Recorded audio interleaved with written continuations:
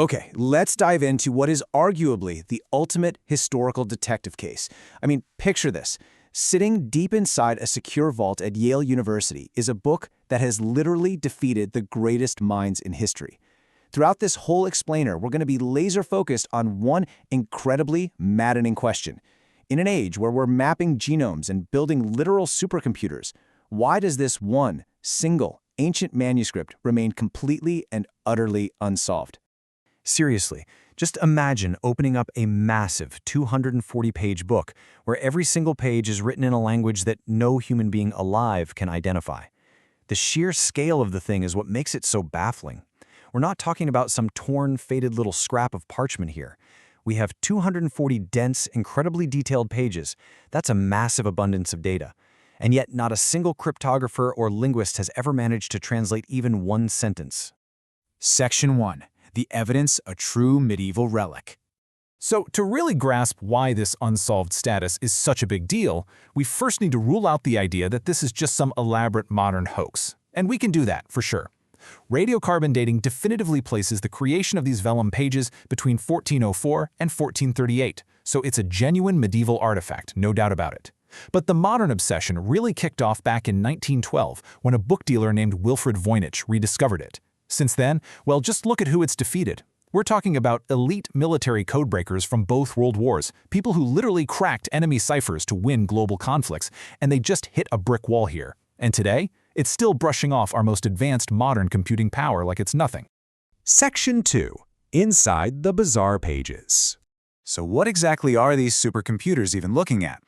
Well, at a quick glance, the manuscript actually seems to be divided into some pretty recognizable scientific sections. It has the layout of a highly technical functional reference book, you know? You can clearly see what looks like an herbal guide, an astronomical section, some sort of biological treatise, and even a recipe collection. But if you look a little closer, the whole illusion of a normal textbook just completely vanishes. The quote-unquote herbal section features plants with roots and leaves that match absolutely zero known species on planet Earth. And right alongside familiar zodiac symbols, you'll suddenly find these wildly bizarre diagrams of small nude figures just casually bathing in glowing green liquids inside these crazy elaborate tubular structures.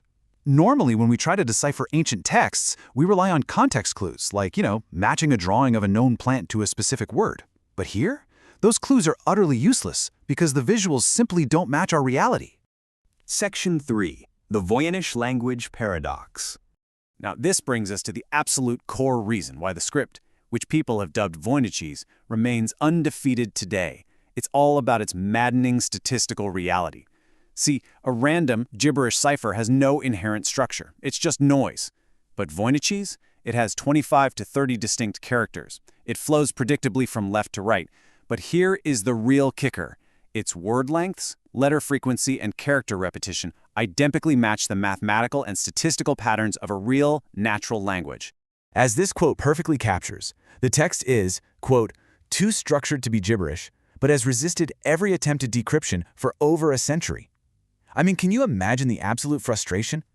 Cryptographers are staring at a code that obeys all the strict rules of linguistics. It acts exactly like a language, it looks exactly like a language, but it yields absolutely zero meaning. You can't just brush it off as random scribbles, but you literally can't translate it either. Section 4. Theories behind the text. Naturally, human curiosity demands an answer, right? And these 4 major theories represent pretty much every possible angle of attack. Theory 1 suggests it's a natural language, just an unrecorded tongue that got lost to time. Theory 2 proposes it's a constructed language, some artificial creation by a medieval scholar. Theory 3 leans heavily into psychology, suggesting it's glossolalia. That basically means it's a stream of invented sounds with no real meaning, maybe penned by someone experiencing deep psychological distress. Honestly, that might explain those bizarre bathing figures. And finally, Theory 4 argues it's a highly sophisticated pharmacological code, specifically designed to protect really valuable medical secrets. Now, these are all incredibly fascinating theories, but here is the massive roadblock.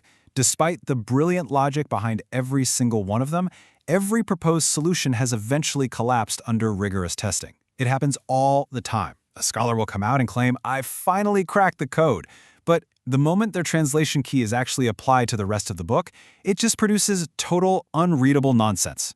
Every single time, the manuscript wins. Section 5. An unsolved modern mystery. This brings us to the cold, hard reality of where we stand today in the 21st century. It is just a staggering fact that a text written with a simple quill and ink, well over 600 years ago, remains the only major medieval document that our most advanced supercomputers cannot decipher. Think about that for a second. We literally train AI to read ancient, carbonized scrolls buried by Mount Vesuvius. But when we feed Voynich into our absolute greatest technology, the computer essentially just shrugs.